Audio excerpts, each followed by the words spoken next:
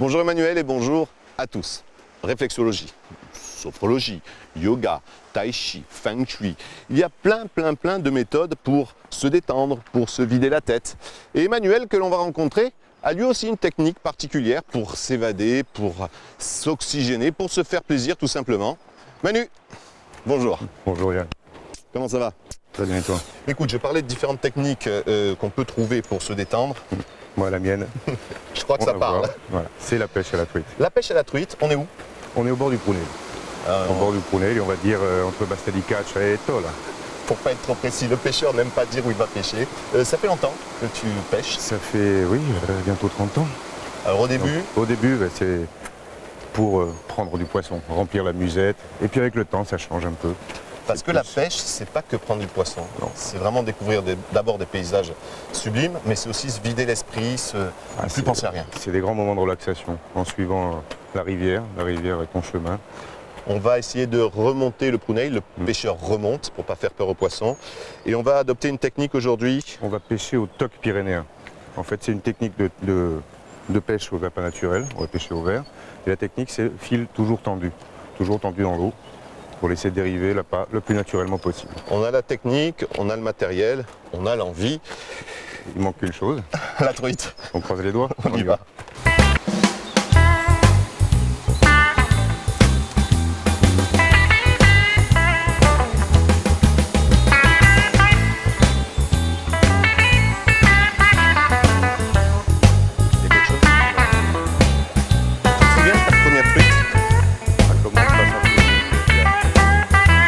C'était quand? C'était où? Bon, je devais avoir une dizaine d'années. Ouais. C'était où? Une dizaine d'années, c'était dans les Pyrénées ariégeoises, en montagne, dans un lieu qui ressemble un peu au Pohoty, tu sais, comme chez nous. Et c'était une belle truite, il faisait 23 cm, imagine. C'était quoi comme truite? Ah, c'était une fario, c'était de la truite fario pyrénéenne, en fait la truite méditerranéenne. Ici, qu'est-ce qu'on trouve? On est dans le Prunel, donc. On est dans le Prunel, on va trouver de la fario, de la truite fario, hein. C'est la truite sauvage.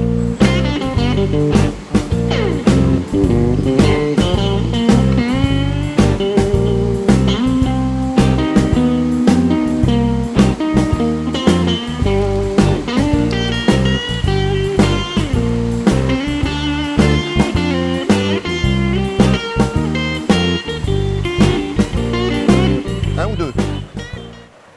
Ah Yann, regarde. Ah, toi tu en mets 4 petits? Moi j'en mets 4, mais vraiment des petits. Tu sais pourquoi? Pour que le fil et le... Pour deux raisons. Déjà pour éviter de casser, parce que ton gros plomb Oui, ça va, j'ai compris. va se prendre entre les rochers. Et ensuite ça permet à ton fil, à ton appât de se déplacer beaucoup plus librement dans l'eau et naturellement. Alors ça, on voit à peu près ce qu'il faut faire, ce qu'il ne faut pas faire pour être un bon pêcheur. On en parle un tout petit peu. Si tu veux, il faut savoir être discret. Déjà, commençons par ça. Donc, le principe, c'est que si tu vois la truite, normalement, elle t'a vu. Elle t'a déjà vu. Et si tu la vois de loin, bon, tu peux l'approcher, mais voilà. La truite, elle est souvent face au courant. Je te laisse partir seul parce que malgré tout, la pêche, ça reste un sport de solitaire. Solitaire ou pas. Si tu veux te détendre, être vraiment tranquille, tu viens seul. Et quand on vient à deux, ce qu'on peut faire, c'est... On se sépare. Et on se retrouve pour un petit spontive en général. À tout à l'heure. Allez, merci Yann, à tout de suite.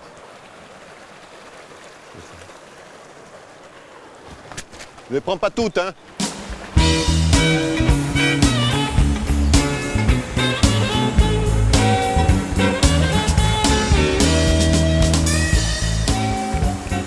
Le moment du spunting, le moment de la pause, c'est pas mal.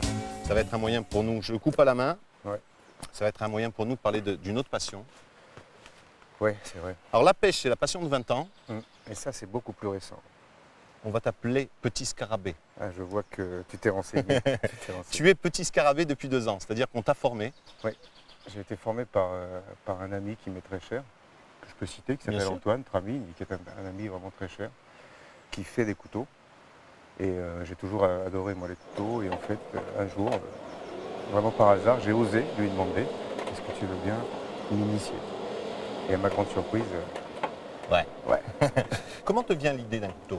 Est-ce que tu commences par la lame, tu commences par le manche, tu commences par un dessin, tu commences par une envie?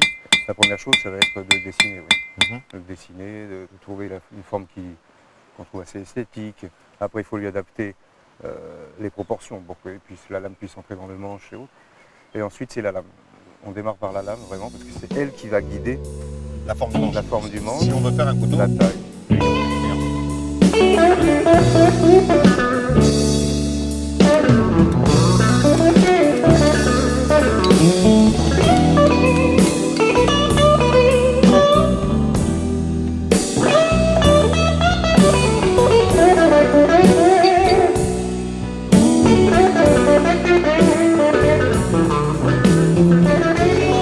comme ça, par